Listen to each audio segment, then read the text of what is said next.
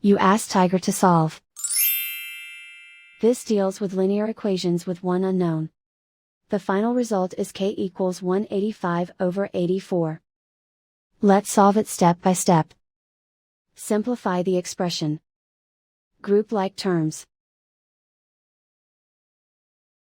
Multiply the coefficients. Expand the parentheses. Simplify the arithmetic. Multiply the coefficients. Group all constants on the right side of the equation. Add 21 to both sides. Group like terms. Simplify the arithmetic.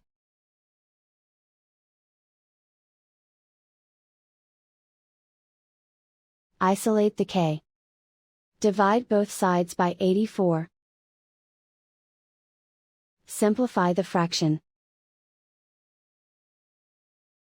And so the final result is k equals 185/84.